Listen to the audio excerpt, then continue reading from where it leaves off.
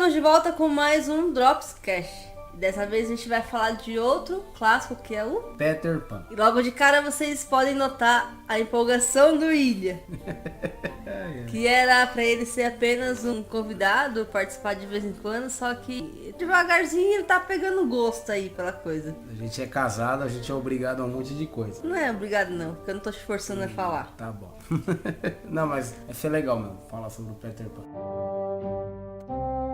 E eu, William, vou começar com a minha frase, com o meu pensamento em relação à nossa leitura, que é a seguinte. Eu fico triste porque nesse momento pode ter uma fada morrendo. Mas, enquanto existir crianças inocentes, alegres e desalmadas, existirá a terra do nunca. Eu sei que a minha frase tá grande, mas tô chegando no fim já. Eu acabo entrando em outro dilema. Ainda existe criança desse tipo? Porque as crianças, atualmente, elas já nascem usando tecnologia, né? Já nascem mais espertas do que a gente na nossa época. A criança já nasce na terra do nunca já, só que é uma terra diferente. Tecnologia é uma terra do nunca. É a terra que você foge dos problemas, das dificuldades. Todo mundo quer estar na terra do nunca, mas todo mundo tem medo de encarar a terra do nunca. Mas nessa terra existem as fadas? Essa é a minha questão. Gostaria que existisse, né? Eu já tô esquecendo de que existe fada. Já estou crescendo já. Meu nome é William e vamos gravar hoje sobre a Terra do Nunca, onde todo mundo quer estar, mas todo mundo nega estar na Terra do Nunca. E é assim que você começa? Sim, começo dessa forma. Querendo estar, porém eu nego que existe. Pensei que você fosse começar com outra frase. Que a gente tinha combinado outra coisa. Mas eu desisti na hora de fazer sobre essa frase aí. Tá bom então. Depois você explica por quê. Vou então agora aproveitar e falar brevemente do autor. E o pouco que eu pesquisei sobre ele, dá pra notar que teve influência na escrita, no desenvolvimento da história do Peter Pan. O autor do livro é o J.M. Barrie. Ele escreveu o livro em 1911, mas essa história ela foi criada no início de 1900, 1904, como uma peça de teatro. Então, logo de cara a gente vê, se você nota que não foi escrito pra crianças, foi escrito pra adultos. E foi até um questionamento que eu tive quando eu comecei a ler, porque você vê muitas maldades assim, e algumas coisas complexas que aí você fica pensando, caramba, esse é um livro pra criança mesmo? Aí depois eu fui pesquisar sobre o autor e eu vi que não, que ele começou como uma peça de teatro e depois virou um livro pra crianças por conta do contato que ele teve com as crianças e acabou tendo guarda depois e tal. Bem que naquela época os livros, mesmo sendo escritos para as crianças, era muito violento, era complicado, era um assunto pesado. Sim, mas você pega a história do Mágico de Oz, que é o livro que a gente veio anterior, a leitura do Peter Pan, você nota que é uma leitura, mas tem a sua moral, só que é algo mais fácil de entender. Sim. Não tem tanta complexidade comparado ao Peter Pan. Realmente é. Então, assim, logo de cara, a gente saiu de uma leitura mais leve pra algo mais pesado, que é o que me pareceu que não era pra criança. O J.M. Barrie, ele teve um irmão que morreu num acidente de patins. E aí, quando você começa a ver a história dele, você percebe que a história influenciou, como já falei, né? E o Peter meio que é o alter ego dele. Eu pegando o gancho desse irmão dele que faleceu quando criança, pode ser o Peter, que é aquela criança que nunca cresceu. Também, faz sentido. Foi a forma dele representar o irmão. Homenagear. O livro que a gente leu foi mais um clássico da série da Zahar. Ele foi publicado em 2014, foi traduzido pela Júlia Romeu e tem 253 páginas.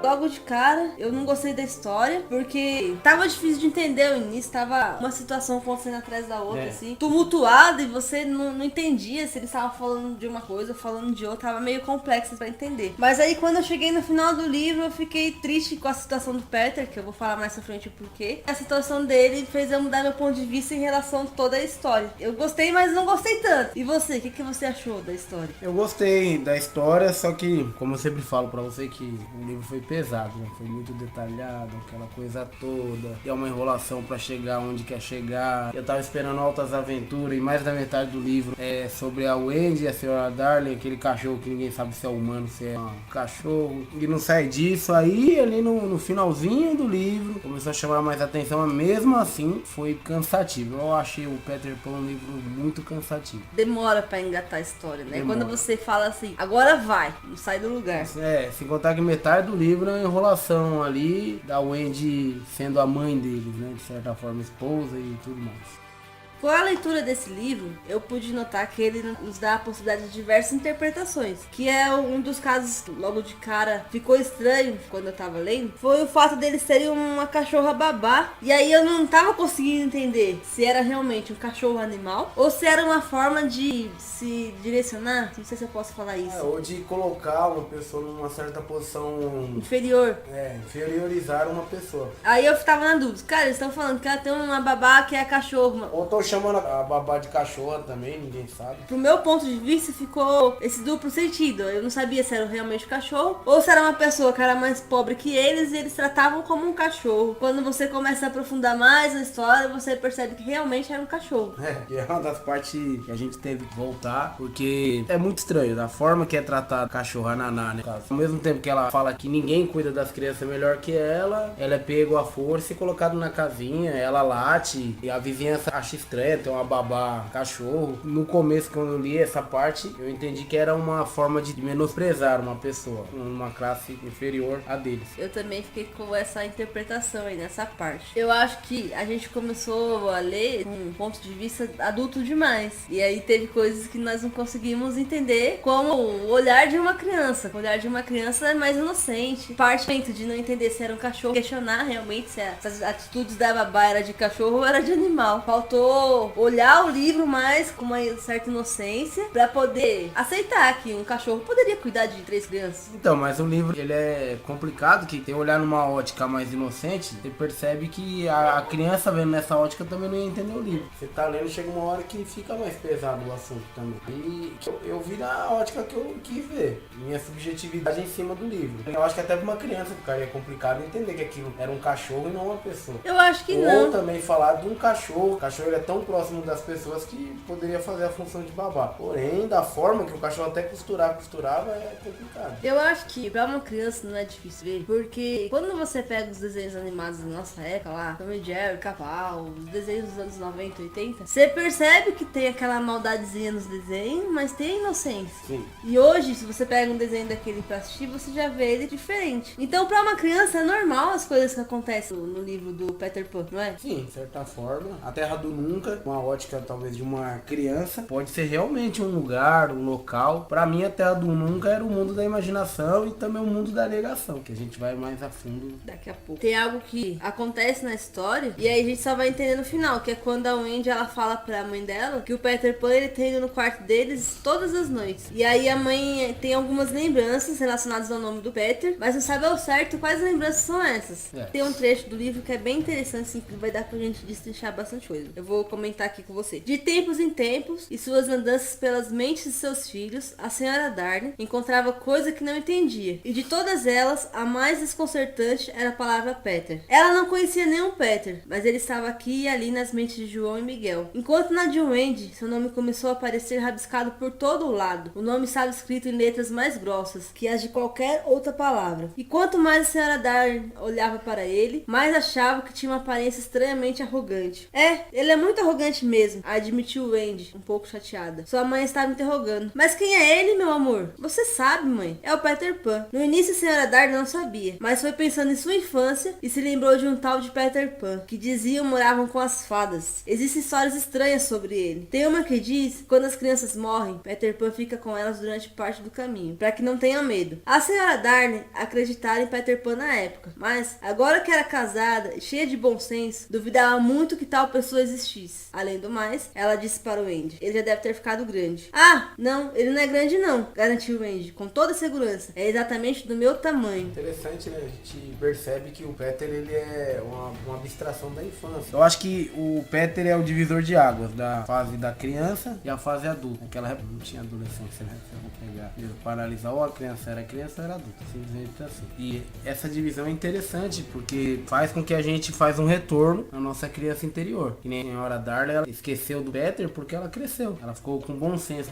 Ela foi amadurecendo, endurecendo, de tal forma que a parte fantasiosa dessa Terra do Nunca, do Peter Pan, das aventuras, virando simplesmente histórias. Que até ela que ia contando e ia esquecendo. O amadurecimento tomou conta das lembranças que ela tinha. Sim. Só que eu gostei dessa parte porque o mais interessante é você ver que o Peter, ele era o mesmo Peter pra senhora Darnay, pra Wendy e os dois irmãos. Será que quando a senhora Darwin conta pra Wendy a história, será que não é uma reprodução da nossa nostalgia de infância? Eu vou mais além. É que não sei se dá pra explicar dessa forma. Se o Peter é o mesmo pra pessoas diferentes, em épocas diferentes, será que ele não é um imaginário comum? Uma lenda? Sim, eu acho Mito? que... então, é isso que eu tava pensando, que o Peter deve fazer parte do imaginário coletivo, podemos dizer assim. Que nem Saci, Pererê, que é brasileiro, Cuca, os magos, as fadas. Então isso daí já vem do nosso imaginário, que vai passando de geração pra geração. Acho que pelo menos uma vez na vida, toda criança já ouviu falar de uma fada. Do Peter. Ou do Peter Pan. O Peter é uma história bem antiga. Você só consegue ter acesso ao Peter quando você tem aquela inocência. É o caso que eles falam no livro, que a criança tem que ser desalmada, inocente. Desalmada, inocente, eu esqueci o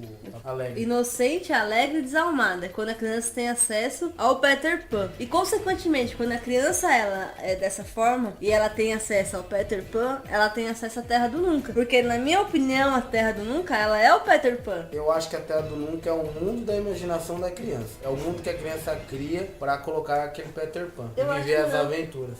De certa forma porque tem uma parte no livro que ele fala que a Terra do Nunca, ela é diferente pra cada um. Você lembra disso? Então, isso que... Pro João era de uma forma, pro Miguel era de outra e pra Wendy era de outra forma. Que nem se eu perguntar pra você como você imaginava o Peter Pan, eu acho que é diferente da forma que eu imagino o Peter Pan fisicamente.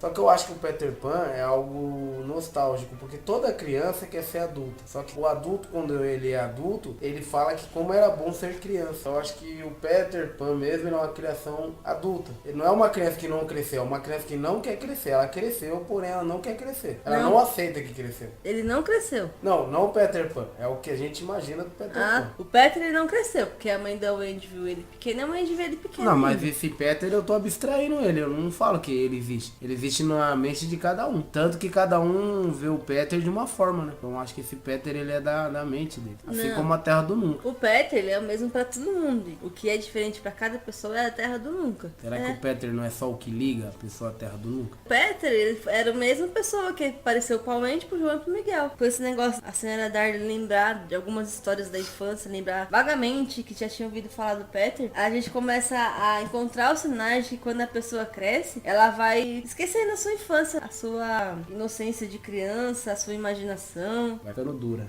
Quando eu tava lendo o livro, eu fui fazer algumas pesquisas na internet pra saber a opinião das pessoas, porque como eu não tava gostando do livro, e eu comecei a pensar que eu não tive infância, porque eu tava lendo os comentários e todo mundo amando o livro, as histórias, as aventuras do Peter, e eu não tava gostando. A gente teve infância, mas pode ser de uma forma diferente. Simplesmente a sua Terra do Nunca não foi a Terra do Nunca dessas pessoas, não foi, né, na verdade. Cada um tem sua Terra do Nunca. E na minha Terra do Nunca, eu poderia ser um Peter, ou poderia ter um Peter lá, e eu não gostar desse Peter. Então, mas foi então que eu percebi que a gente tava lendo com um olhar mais adulto, né, um olhar mais crítico. Um olhar crítico e um olhar mais malicioso da coisa, porque em nenhum momento eu vejo nos personagens, tirando o Peter, inocência, tanto da Sininho, quanto da Wendy, quanto dos amigos da Sininho, quanto do Capitão Gancho. Até no Capitão Gancho dá pra perceber uma certa inocência, mas já na turma que tava lá não percebe.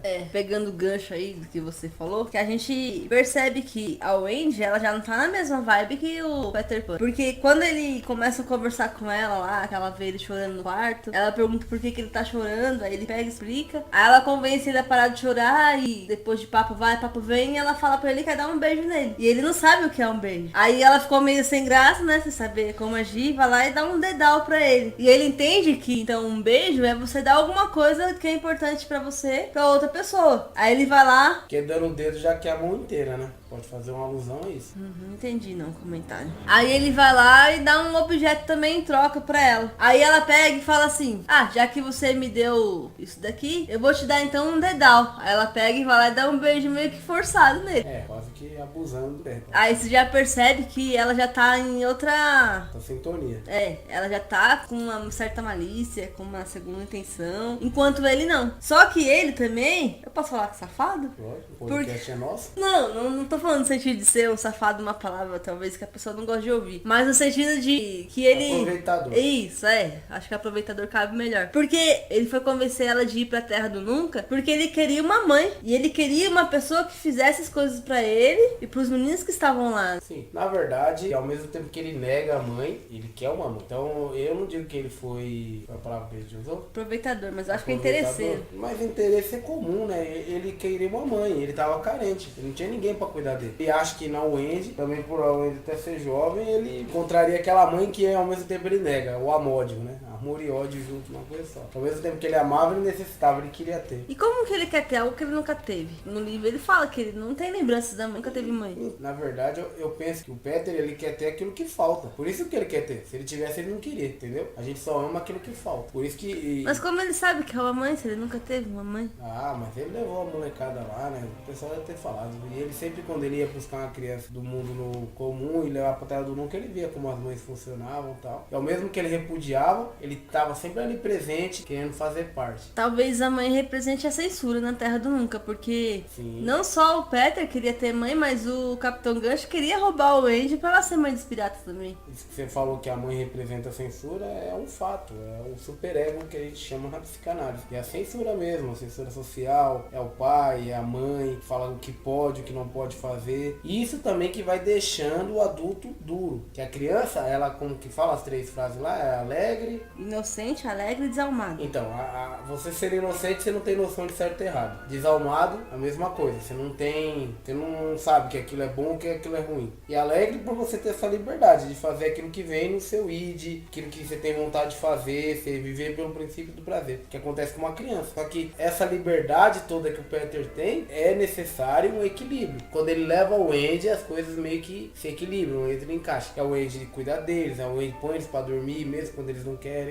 Costura, faz comida. A Wendy, ela vai nesse mundo pra ser a ordem, pra governar de certa forma eles. O engraçado é que a Wendy, ela acredita naquilo. Ela Então, acredita a Wendy que... compra também. Ela acredita que ela é a mãe e ela começa a levar aquela situação a sério e tratar o Peter como pai e as crianças como filho. Tanto é que chega uma hora no que ele fica com medo. Ele olha pra ela e fala, peraí, é uma brincadeira. Você tá falando que eu sou pai de brincadeira. Que é quando ele entra diante da responsabilidade. Aí ele fica com medo. Isso é comum na vida cotidiana nossa. Quando um adolescente ele é pai, ou descobre que vai ser pai, ou tem que trabalhar, então isso são as partes do amadurecimento da vida dele. Só que o Peter nega tanto aquilo que na hora que a brincadeira tá ficando mais séria, ele dá pra trás. Porque eu acho que no fundo ele só queria alguém que fizesse tudo pra ele. Não, ele queria uma mãe só. A gente pode resumir Então, isso a mãe cuida, faz tudo. Aí a mãe também está nesse processo de crescimento. A mãe ajuda no processo de crescimento. Então ele fica numa dicotomia. Ele não sabe se mantém a mãe lá, se não mantém. A mãe serve também pra ele lembrar. Serve pra tudo. A mãe seria o contraponto do Peter. Outro ponto interessante da história é que o Peter, aquilo que não agrada muito ele esquece. Sim, que é outro mecanismo de defesa. Ele esquece as coisas fáceis. Ele reprime. Não, reprime não. Ele recalca. Ele põe lá embaixo do tapete da mente ali e deixa ali guardadinho. Mas aquilo começa a cutucar ele, que é o que faz ele ir em direção da mãe. Vamos falar um pouco do Capitão Gancho? Vamos. O Peter, quando ele vai falar do Capitão Gancho, ele começa contando vantagem, que ele arrancou a mão do Capitão Gancho, jogou pro crocodilo, e o crocodilo engoliu a mão do Capitão Gancho e tava o relógio junto. E aí, toda vez que o crocodilo tá chegando perto do Capitão, ele sabe por conta do tic-tac do relógio. E é legal a alusão que faz, que o Capitão Gancho ele tem aquela neurose de angústia. Ele não vê o crocodilo, o jacaré, ele nunca vê. Só que ele sente o medo só o fato de ouvir um tic-tac. Então é uma alusão ao medo do tempo, um medo desconhecido, ao tempo. O tempo literalmente é desconhecido. A gente corre atrás do tempo, a gente não quer perder tempo, a gente quer ganhar tempo, só que a gente não sabe o que o tempo é. Então esse medo desconhecido faz todo sentido. O Capitão Gancho, ele tem medo do tempo, o tempo comer ele literalmente. Porque ele já é velho. Isso. E o Peter, ele tem medo do tempo porque ele não quer crescer. E ele quer ter todo o velho. tempo, ele não quer ficar velho. Então é muito interessante esse recorte do Capitão Gancho. O que eu penso com a Terra do Nunca. Eu gosto muito de falar sobre a Terra do Nunca, que é o momento que você abstrai. Você vai para um local atemporal, amoral, e lá você faz o que você quiser. Lá você dita as regras. Eu acho que a Terra do Nunca é um inconsciente. Eita. Falando como psicanalista. Por quê? Lá tudo pode acontecer. Lá é o reservatório dos desejos, dos medos, tudo. E lá o Peter vive várias aventuras, entendeu? Eu acho que a Terra do Nunca ela é criada pelo Peter porque todo mundo respeita o Peter. Tem um trecho no livro que fala assim: o Peter ele foi lá pra Terra, foi ensinar lá o pessoal a voar, lá o Andy, o João e o Miguel. A Terra do Nunca ficou aquele silêncio, todo mundo dormindo e as pessoas estavam até estranhando aquela calmaria. Quando o Peter chega, todo mundo percebe que ele tá de volta, porque ele já chega deixando tudo de perna pro ar. Peter é aquele moleque pentelho, né? Que já Mimado. Mimado, isso, birrento. Ele é a personificação de uma criança, literalmente. Inocente. É birrento, mimado, perverso, faz o que quer. E talvez seja um pouco mais complexo falar, mas isso é uma criança, no início, que ela tem um princípio do prazer só. Ela só é o aqui e agora. Se não tem, chora, faz Ele não pensa muito nas não consequências. pensa, ele quer aqui e agora. É, mas a criança é assim, né? Se a gente ver. É assim, aí ela vai crescendo, ela vai internalizando a ordem social, e aí ela vai tendo que fazer um equilíbrio, um contraponto entre o que pode e o que deve e o que tem que fazer. Aí vai esquecendo, sabe? Que é o que não tinha na Terra do Nunca. Ele ditava as regras porque não tinha adulto. O adulto que tinha lá era o Capitão Gancho, que tinha medo dele. Os índios, que também era meio que... Era subordinados a Quando ele. tá do lado dele, né? Subordinado. Era companheiros dele, né, de certa forma. Não tinha ninguém que chegasse nele e falasse, tem que fazer assim, assim, assim. Não. Era ele que ditava as regras. Se as crianças iam comer, aquele dia ele não queria que ninguém comesse, vamos fingir, vamos brincar que vocês estão comendo. E todo mundo tinha que dormir com fome, porque tinha que aceitar a brincadeira dele. Queria brincar, ele brincava 2 vezes aquilo lá. Se ele cansava, ele já não queria mais. Tinha que ser tudo do jeito dele. E aí você pega o gancho, o quanto uma mãe faz falta. Porém, tem mãe presente que tem filhos com o comportamento do Peter Pan. Que essa mãe só está lá em corpo. Não tá lá como um ser que interage com essa criança. Deixa a criança fazer tudo, deixa a criança brincar com tudo. E não se coloca no lugar de mãe. Tanto que quando os meninos voltam pra casa e até o Peter vai lá, eles perguntam, eu vou ter que estudar? Eu vou ter que trabalhar? Eu vou ter que fazer as coisas? Por quê? Porque tem uma regra social lá e já tem uma lei que eles têm que seguir. Tem uma ordem das coisas. E no mundo do Peter, que é o nunca, ele nega o quê? Nega essa responsabilidade. Nega que o mundo não gira em torno do umbigo dele. Na Terra do Nunca, o mundo gira em torno do Peter. Tanto que o mundo tá parado. Quando o Peter chega, o Peter movimenta tudo. Então o mundo gira em torno dele. Só que quando ele vai pro mundo dos adultos, entre aspas, só tem fragmentos da Terra do Nunca. Mas você vê como ele tem essa noção, né? De que assim, na Terra do Nunca não tem regras, mas ele sabe que essas regras existem. Então ele já teve uma noção, só que ele nega. Porque como ele sabe que se ele ir pra escola, ele vai ter que crescer. Então, Estranho. em algum momento ele teve contato com isso. É aí que eu falo, ele deve ter tido alguma mãe, essa mãe, não sei, não supriu da forma que ele achava que ia suprir, ou supriu e ele não soube lidar com isso. Eu acho que o Peter é uma parte de nós, de certa forma. E vamos ao longo do tempo perdendo. Quando criança sempre temos a noção de que nada vai acontecer com a gente, que vamos viver diversas aventuras, que comemos a hora que queremos comer. Só que aí a gente vai crescendo e vai percebendo que tudo tem tempo. O tempo literalmente come a gente, o tempo nos engole, o tempo nos subjuga. Já eu vejo o Capitão Gancho uma outra versão do Peter, só que uma versão mais velha, que agora tá correndo de alguma coisa. Ou também, nesse mundo todo, todos os personagens, ele é uma criação do Peter, de certa forma. Mas é, porque é aquilo que convém pra ele. Todo mundo tá submisso a ele. Sim, ele consegue matar um pirata. Vários, um não. Vários piratas com uma adaga. E outra, eu só agora pegando essa parte dos piratas, eu não tinha assistido nenhum filme relacionado a Peter Pan, mas pelo pouco que eu ouvi as pessoas falando, eu não achava que o Capitão Gancho morria, mas ele realmente morre na história. Na verdade, ele sucumbido, né? Ele perde a razão, perde toda a tripulação dele e ele vai e pula na boca ali do jacaré. É o que ele faz. Então, ele morre. O tempo pega ele. Fazendo uma comparação com a realidade, é o tempo que pega a gente, né? Quando a gente se torna adulto, porque o seu tempo é cronometrado, você tem hora pra ir pra faculdade, tem hora pra trabalhar, tem hora pra acordar, tem hora pra comer. Você tem que correr contra o tempo pra conseguir fazer tudo o que você tem que fazer. E vemos que o tempo sempre ganha. A gente nunca tem tempo pra fazer o que queremos fazer com o tempo. Podemos pensar que esse é o fluxo. Eu acho que o Peter Pan, ele nega o fluxo da vida. Eu já penso diferente. Na minha opinião, é uma forma de mostrar pra você que quando você cresce, você perde a sua inocência. Você fica contaminado. Mas também a gente conseguiria ter uma inocência num mundo onde se perde a inocência? Você acha que é melhor a gente ser inocente? Não vamos tratar do ponto de ser melhor ou pior. Não, eu digo, quando eu me refiro à inocência, eu quero falar relacionada a quando você é criança. Você vive mais sem se preocupar com o que os outros vão falar. Você vai lá e faz o que tem que fazer. E aí a gente, quando cresce, você começa a se podar. Vai tendo mais precaução no que você faz. Você se entrega menos, você ama menos. E a criança, ela tá descobrindo as coisas ainda. Ela vai fazer tudo com mais... Nossa, como as palavras estão me fugindo. Com mais afim, com mais vontade. Com mais vontade, ela vai fazer com mais vontade. Ela vai se entregar, ela vai lá e faz. E porque ela não sabe o que aquilo pode trazer de consequência. Tem uma psicanalista muito antiga que ela fala que a criança ela tem a onipotência, que nada vai acontecer com ela, que...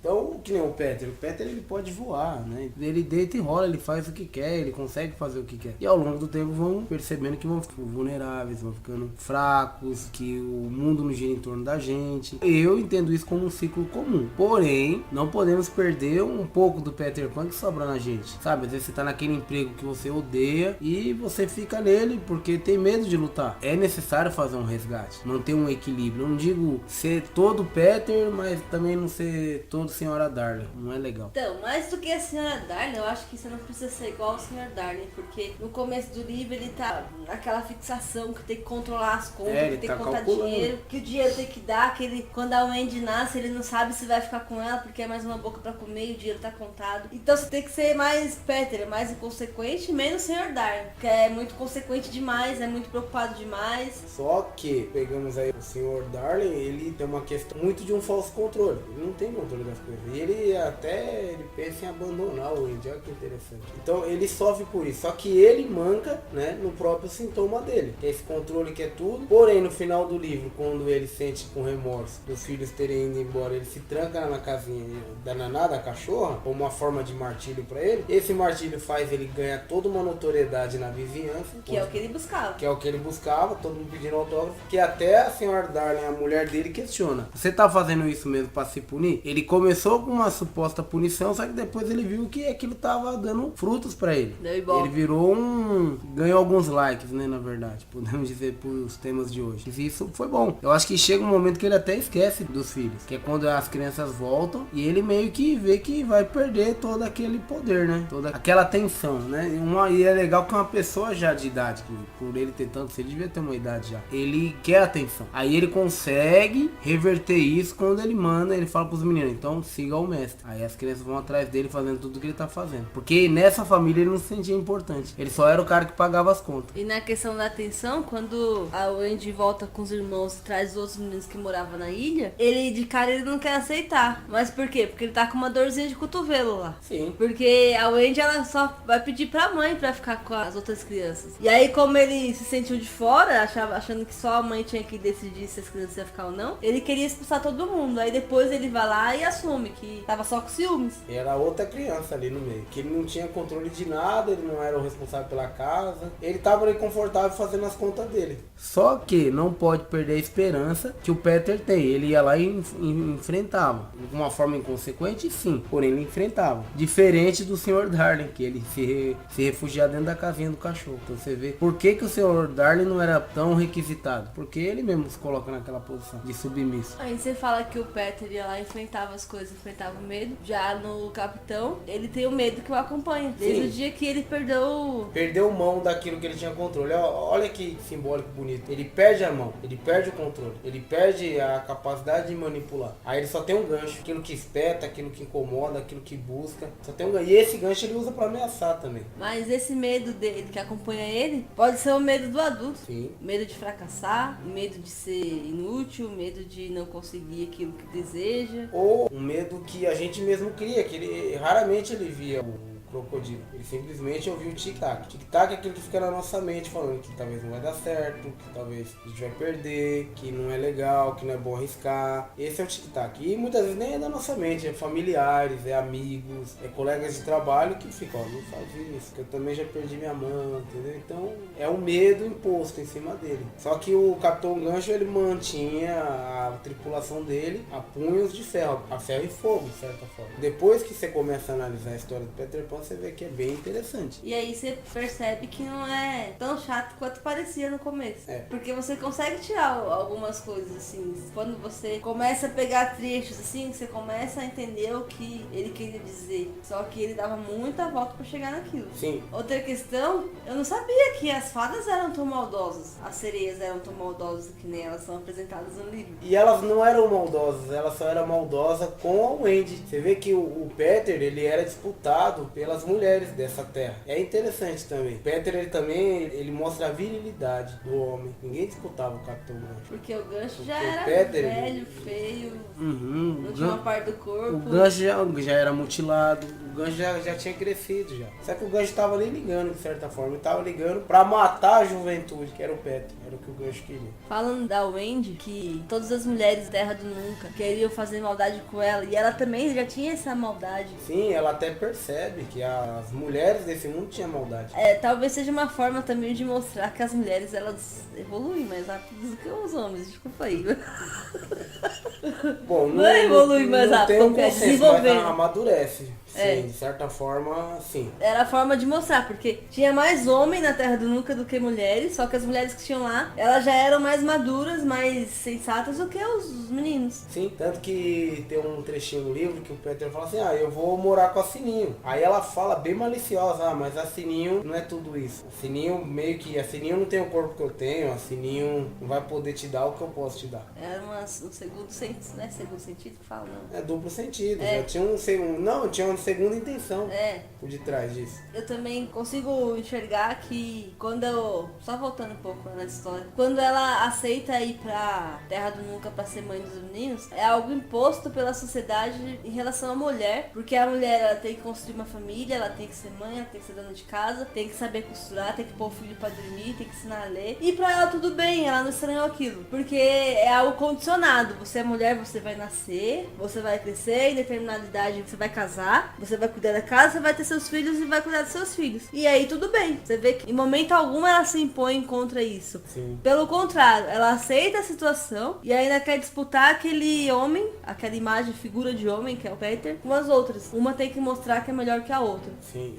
e a Sininho demonstra esse grau de ousadia, né? E de sutileza. Ela era manipuladora. Tanto que ela fala pra mim, o Peter falou você atirar na Wendy. Que ela é invasora, tá? Ela é invasora e os meninos inocentes atiram e não sabem nem como lidar com aquilo tudo. É algo imposto e a forma que as mulheres lidam com isso, as mulheres desse mundo lidam com isso é complicado. Elas guerriam entre elas mesmas e o mundo pegando fogo, o Peter e os meninos vivendo as aventuras e a Wendy e a Sininho brigando quando o Peter chegar, quem vai cuidar dele. Porque a mulher, quando ela casa, quando ela vai construir sua família, ela tem que manter a honra. Sim. E era a forma da Wendy manter a honra dela, ficando com o Peter como pai e cuidando das crianças como filho. Porque a mulher sábia edifica a sua casa. É estranho essa frase, porém é uma frase bíblica. Porque imagina na época, 1900, como que não era visto isso, a mulher na sociedade? A mulher que saía de casa pra casar, às vezes forçada. Sim, a mulher era uma mercadoria de troca. E não dava certo.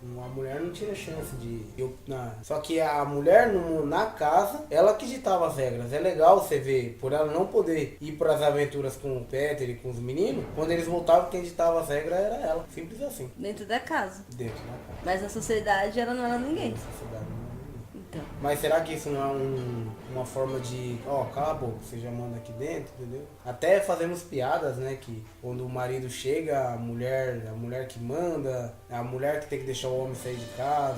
Complicado. E a mulher compra essa ideia, talvez. Vamos avançar mais na história, então? Bora. Partindo pro final. Você quer aprofundar um pouco mais? Não, acho que a gente já aprofundou até aqui bastante, assim. Talvez fique até meio confuso. É que nós não seguimos à risca, assim, o desenvolvimento da história. Pegamos alguns trechos que achamos interessante foi destrinchando, né, na nossa conversa aqui. Mas tem muita coisa que dá pra tirar do Peter Pan. Quando eles voltam lá pra casa, que a senhora Darling tava a vida inteira esperando eles voltar, é engraçado que não se sabe quanto tempo passou, né, de quando eles foram pra Terra do Nunca pra depois voltar. Não, a Terra do Nunca, o tempo não corria, de certa forma. E pra mãe deles na Terra? Não dá pra saber. Não dá pra saber. Só o que se sabe é que eles voltam, aí eles são aceitos lá, os meninos que eram lá dos amigos do Peter ficaram, moraram com a família. E depois de um tempo, o único acordo com o Peter foi que ele podia voltar nas primaveras e levar o Wendy uma semana na primavera. De cada primavera. Aí é a relação do amor, né? Que a Wendy, ela já vê o Peter de outra forma. Então,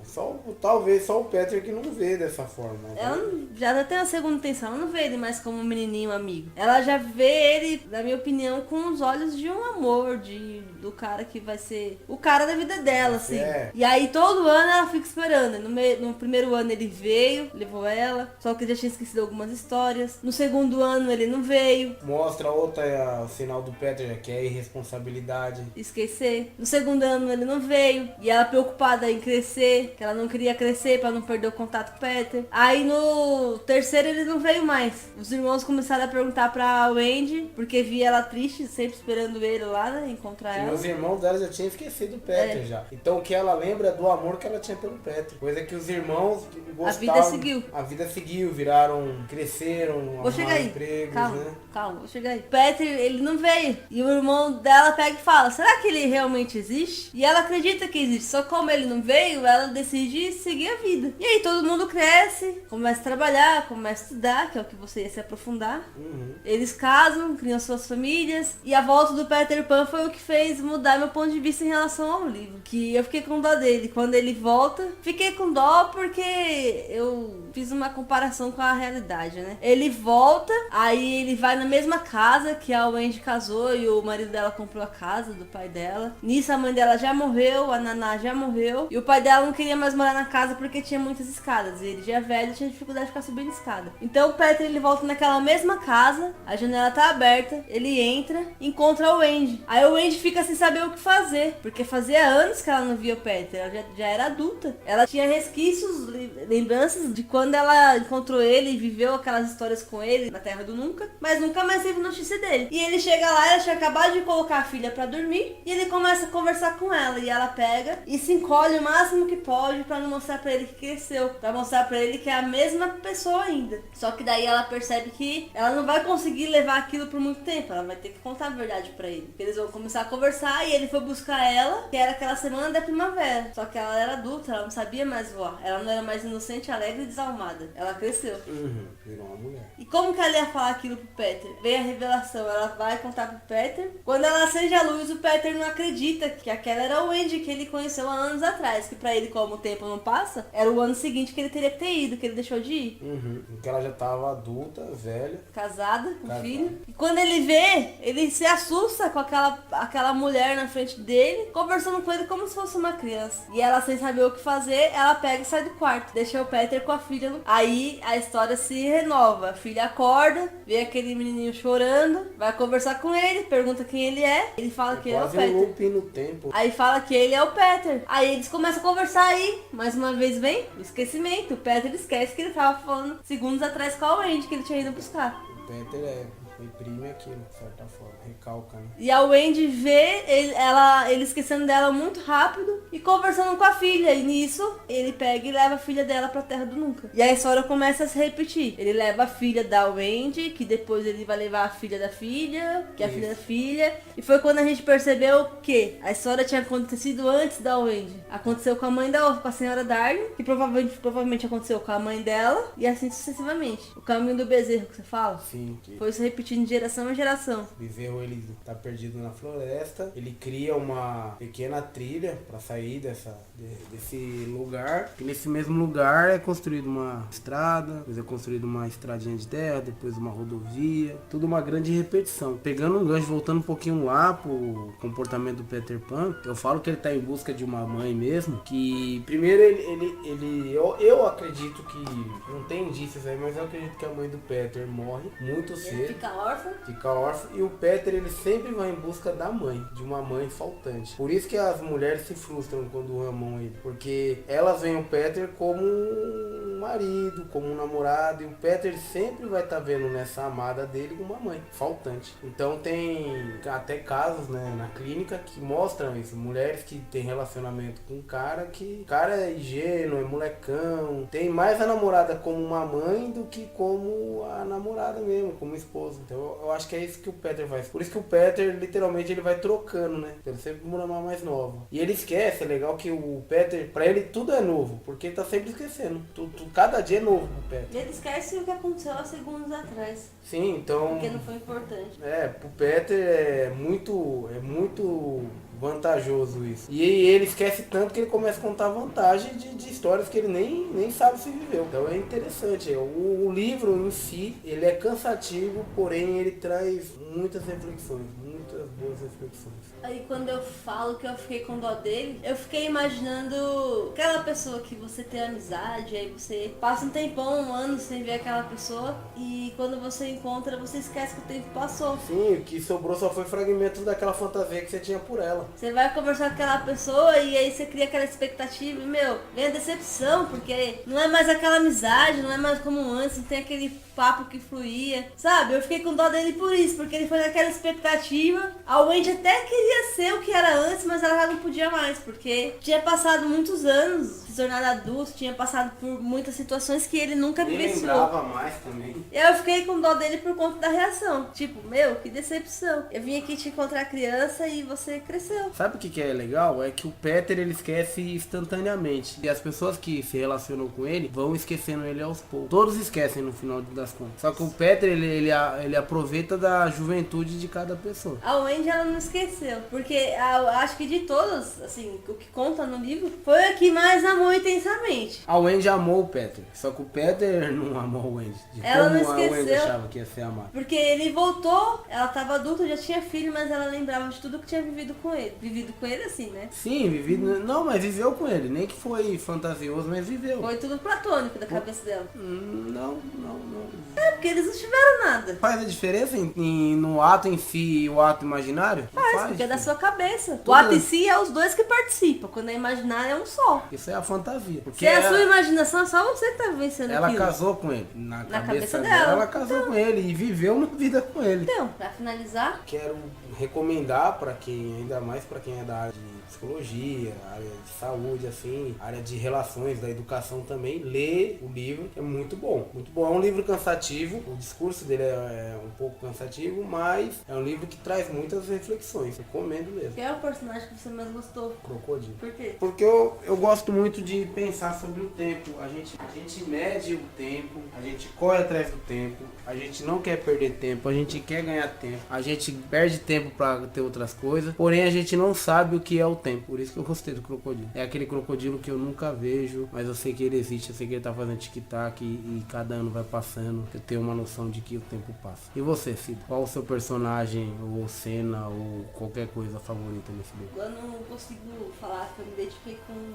em específico, não. Porque você consegue se colocar nos dois lados. O Peter, que é a eterna criança que a gente, quando cresce, perde. E a Wendy tá naquela transição da infância pra adolescência, que você deseja ser adulto e quando é adulto deseja ser criança. Então tem a identificação com ambos os personagens. Você quer crescer e você quer ser criança. Você quer ter responsabilidade e você não quer ter responsabilidade. Mas fica como lição o que eles vivenciaram, né? Eu acho que tem que vivenciar, viver aquele momento sem se cobrar tanto, sem sofrer tanto, só joga o jogo, vive, paz. Acho que é isso. Então nós vamos ficando por aqui. Não esquece de deixar seu comentário, de mandar seu e-mail lá pro dropscastdc@gmail.com, entrar no nosso Facebook, entrar no nosso Instagram, falar o que você achou do nosso programa de hoje. Um abraço. Então é isso, esperem o próximo podcast, que também provavelmente vai ser de um clássico. Até o próximo.